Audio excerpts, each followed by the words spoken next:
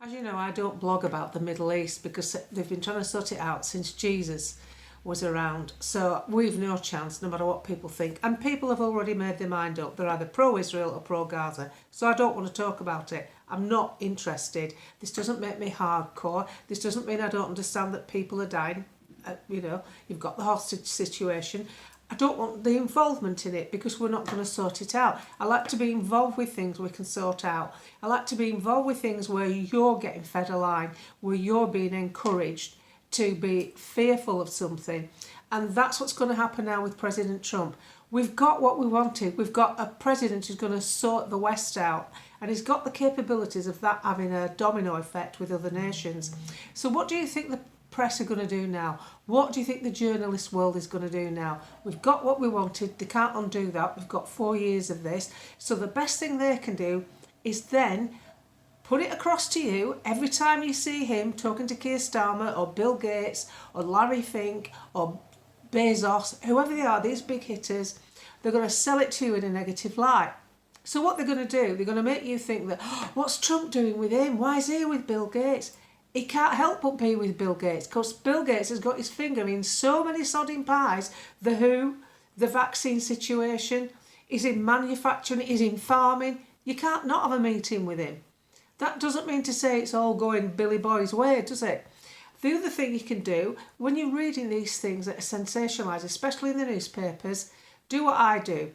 Look at the name of the journalist, then Google it. I've said it before, and put photo and get the journalist up. I've just looked at another one. She looks about 20. She's still squeezing spots in the back bedroom, but she's an international correspondent, overseas correspondent for the so-and-so.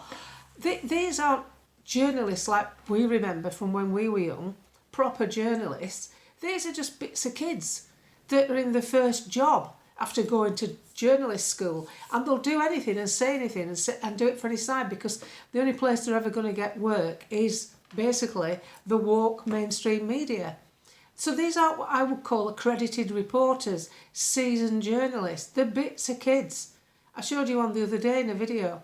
So look at the name of the reporter and Google them. If the narrative is leading you down a path that's going to put you off President Trump, I'm not saying he's the be all and end all and he's going to solve everything.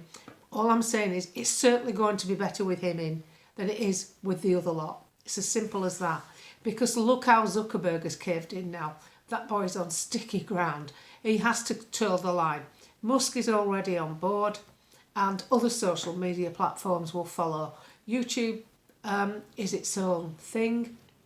I'm not sure how they'll go, but they've got a new regime now in control of the country where they're based, so I'm sure there'll be slight changes. But the thing to do is to not be fearful. That I won't tolerate it. I don't. There's absolutely no need because it's one-sided. The narrative will always be one-sided. These people won't give up. They're basically activists posing as journalists. Maybe not the young ones, they're just after getting a career. But the ones, Lewis Goodall used to work for Sky now and works for newsagents, described by The Guardian as an activist, a left-wing activist, as well as a journalist. These people are focused on a road to goal, and we're not part of it. We can just see that democracy's falling to pieces and we're getting less say in our lives. But the most important thing I can do is when I see, even if it's our own side of the fence, there's a lot of people on our side of the fence guilty of clickbait, just putting stuff out to keep you interested. And the biggest tool to keep you interested is fear. The way I blog, that's not a very good tool really, because I'm calming you down all the time. I'm trying to say, don't let this spoil your day. Get the best out of your day. Watch a bit of stuff. Don't get wrapped up with it thinking, oh, we're never going to get out of this. Of course we are. We've got a limited time to suffer Keir Starmer because he's upsetting everybody.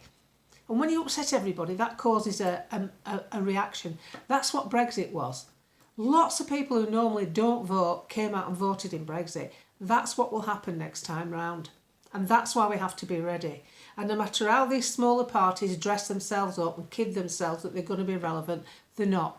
And my advice is, it doesn't change what you believe in to stand with a reform badge on, because we all basically believe the same stuff. We want free trade, we want more police, more hospital beds, better NHS, better schools, less immigration, a better justice system. We all want the same stuff. So it's quite easy to work as a collective if you part your ego and if you part your party badge. It's as simple as that. Getting them to do it's a bit harder. So all I'm saying is there's absolutely no need to sit there day after day being down in the mouth and worried. Obviously, if you've got personal problems and financial issues because of what's going on, that's a different kettle of fish. And a lot of people will be in that position. But what happens with the media and social media, but mainly the mainstream media, is they want you worried all the time because they've got to make themselves relevant in your life. And good news calms people down. Good news makes people get on with their life. But as I've said in many of my earlier videos, think of all the good things in your life. You put them there. Not the government, not the media. You put all the good stuff in your life. Your kids, you created them. Your grandkids, you helped to create them. You're the one that puts a smile on their face. You're the one where they go for Christmas dinner. Everything revolves around what you are. And you mustn't lose sight of that in these dark times. They are dark times. I feel it. I feel like there's an undercurrent all the time at the back. It's like this thing. I don't know how to even describe it. But that doesn't mean to say you can't live your life. It doesn't mean to say you can't get the best out of each day. And it's important that you do. Because things will get better. I've said before, we can't really fail. Because what they've got planned, most people don't want. And the way Nigel Farage has captured the younger end. You've got a health secretary there, Wes Streeting, we talked about him yesterday. He's only got a 500 vote majority, 540 odd I think it is. And he's a minister. People like that can't hang on for much longer. The next election will be, I think Reform will win. And I think we'll see a shift. And it won't be perfect, and you won't get everything that you want, and in some areas it'll let you down, but it'll be better than what we've got. And you only have to look at what Rupert Lowe says. What Rupert Lowe says, Donald Trump puts into practice. Now, what you've got to look at, if America's doing that, we've a massive, massive opportunity to employ something similar. We can't do it as hardcore as President Trump, because President Trump is a president and he can make an executive decision. He's made hundreds. A British Prime Minister can't do that. He has to run it by his Parliament. So you've got an obstacle there. It's full of left-wing idiots. People from the Lib Dums. Ed Davey. Christmas jumpers and wetsuits do not make a leader. But you know what I'm saying? I try and keep it real. And I want you to have the best time you can have while we get through it. And understand, check out your media sources. Don't just read what they put. And certainly never ever go off a headline. Because you read the story. I can tell on the thread when I look at people. Because sometimes I tell them off and I go, have you read the link? Have you read it? Have you bothered to read it? Because they go off the headline. And then the comments on the thread are all about the headline. Because they want a quick fix. YouTube's different. They want a quick fix on Facebook. And they want to scroll through like comment. And if they put the effort in writing to their MPs, as they're doing commenting on Facebook posts, we'd have a different landscape. But as I say, things can literally only get better because this will have a knock-on effect. And Trump is so good at this. He's so good at, he's a great guy and he says it publicly. Even with Bill Gates when he's praising him. You don't know what's being said behind closed doors. Just because the meeting does not mean it's in Bill Gates' favour. It can't be, can it? The man's pulled away from the WHO. And who funds the WHO? Bill Gates. He's not going to be happy about that. We've got that clown of ours increasing what we're putting into the WHO. Because he's a clown. We've got a loony running the country. He's a screwball.